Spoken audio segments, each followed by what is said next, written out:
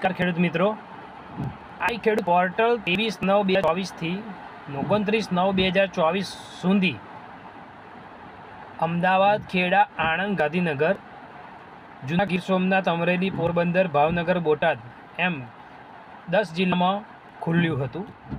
હવે મિત્રો આ પોર્ટલ આજે છેલ્લી તારીખ છે. જેને અરજી કરવાની હોય એ કરી દેજો, અને કોઈ ખેડૂત મિત્ર રહી જતા હોય તો એમને પણ શેર કરજો વિડીયો. તો કોઈ ખેડૂત મિત્રને આ ખેડૂત પોર્ટલ ઉપર સબસિડીના સાધન માટે અરજી કરવાની રહેતી હોય તો અરજી કરી દે.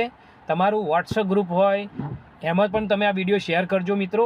અને જે પણ ખેડૂત મિત્રોને અરજી કરવાની બાકી છે એ ખેડૂત મિત્રો અરજી કરી દેજો.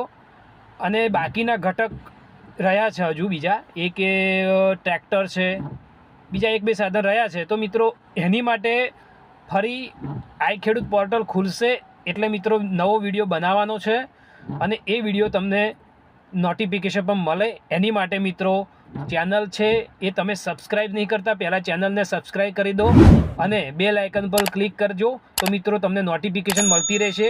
નવા વિડીયો બનાવીશ એની તમને મિત્રો માહિતી મળતી રહેશે. અને હવે પછીના ઘટકો જે મિત્રો ખુલવાના છે તો એની પણ માહિતી તમને મળતી રહેશે. સરકારની નવી યોજનાઓની પણ માહિતી મળતી રહેશે.